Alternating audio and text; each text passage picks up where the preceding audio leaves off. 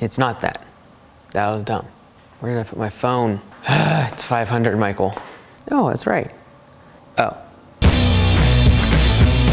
Hey everyone, my name is Mike Andes, and today I'm going to be talking about why your business seems like it's stalling or like it's plateaued in growth. And this is going to work for any industry that has maintenance, recurring visits, and once you get customers, you constantly are serving them again and again and again. So I'm going to use the example of mowing, but this is for pool service. This is for any sort of work that you go back to the customer's house again and again. And when you consider them a client, you can keep them indefinitely for years servicing their house. So what we're going to look at here is how many clients. The goal that we're trying to objectively look at here is, where is this business going to plateau? How many clients will this business plateau at based upon certain metrics? And the metrics we really want to really pay attention to here is the number of new clients per year, as well as the attrition rate. Now, attrition is basically what percentage of your existing customers do you lose every year. And it doesn't necessarily mean that you've done a bad job and they leave, although that is included in attrition,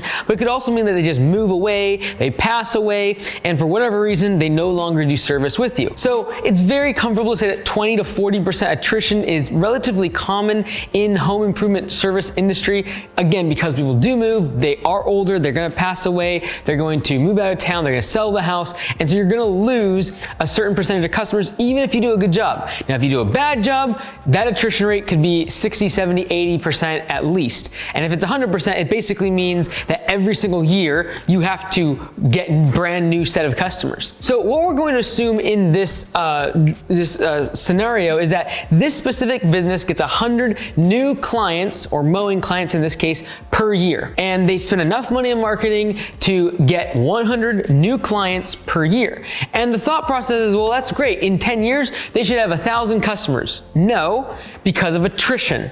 And actually, we can predictably model exactly where they're going to plateau in terms of number of customers based upon this math. So let's just look at this though more from a conceptual standpoint at first. Over here we have number of customers. On the bottom here we have the number of years as time goes on. So the first year we get 100 customers. So we should have 100 mowing customers, right?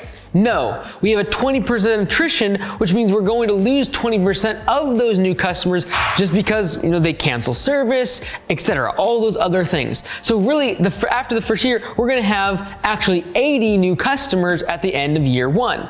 Now, year number two, you would say, well, we must have 180 customers, right? 80 plus 100 new customers. Well, in theory, yes. However, again, only 80% of our customers are going to stay because we have a 20% attrition, which means, well, shouldn't we have 160 customers then? 80 from year one, 80 from year two? No. The first year's customers are also subject to attrition. So when you add up the 80 plus 100 new customers, that's 180. But then if you multiply 180 by 0.8, that assumes you have a 20% attrition rate. That means that you actually only gained a net or a delta of 64 new customers. Therefore, you're at 144. Now you can continue this math for every single year. And if you keep going on, you can see the change of new customers is actually going down. We went from 80 the first year, 64, 51, 41, 32, 27. It's slowly going down the number of new customers, the delta, the change from year to year. And you can see that this is not a linear growth pattern. This is actually parabolic in the form of slowly the rate of growth is declining. And we can actually measure how many customers this business will stop growing at. And the reason for that is because the number of customers they lose every year will be equal to 100. In other words, they get 100 new customers and they lose 100 customers. So let's do the math. When is this going to happen, and what number of customers is it going to plateau at? So when we run the math, what's going to happen is we're actually going to plateau at 400 clients. The reason for that is if I have 400 clients and then I get 100 new customers, that's going to be a 500. But if I take 500 and I multiply that by 0.8, and the reason I'm doing that is because 0.8 is my retention. Retention is the inverse of attrition. So if I have a 20% attrition, it assumes that I have an 80% retention. But if I do 500 multiplied by 0.8, it equals 400.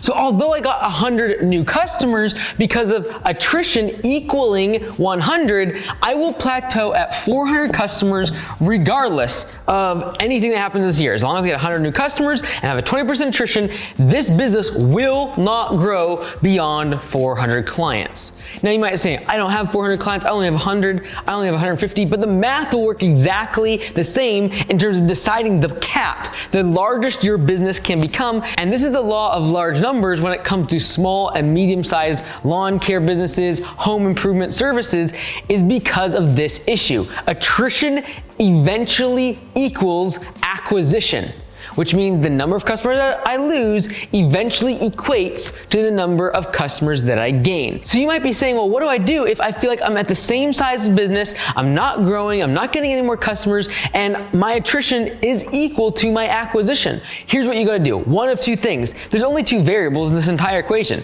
and that is you either A, have to increase your number of new customers per year, which means probably investing in new marketing and advertising to get more acquisition, get more customers. That's the first thing you can do. You could also do other things like raise prices or upsell customers, but these are the two things I want to focus on with all those other variables being held constant. So get more customers, invest into acquisition and getting more customers. That's the first thing you can do. That means maybe you have to get a new website, maybe it means you have to mix up your marketing message, maybe you have to change your logo, update your branding. These are all things you can do to increase the number of new clients that you get in the year. The second thing you can do is just simply reduce attrition. How do I do that? I make sure I'm providing a lot of value to my customer so they don't leave to another service. That when I make a mistake, which is inevitable in the home improvement industry, that you fix it quickly, that you make it right with the customer, that you have a good response time, that you answer the phone, that you show up in a uniform, that you're insured, that your crew members are professional and trained.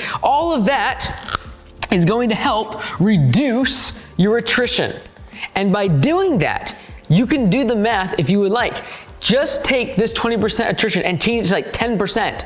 You immediately would be able to get hundreds of more customers before plateauing this business if you simply reduce attrition. So those are the two things you gotta focus on. How many customers am I getting every year? That's acquisition. That is the front end of the business. The back end of the business, the attrition side is governed, how many customers can I retain every single year is governed by your customer service, your value proposition, and how professional you are. There's a myriad of other things that can affect profitability, but when it comes to growth, and when it comes to the cap of size, you can actually grow your business to, this is extremely important when it comes to a recurring based business. Now, if you're smaller and you're just getting started, I wanted to share this one tip here in this video about how to get to $250,000 in an annual revenue. You don't need a ton of employees. It's not super complicated. It's very simple things you must know to get your business from $0 to $250,000. Click this video here.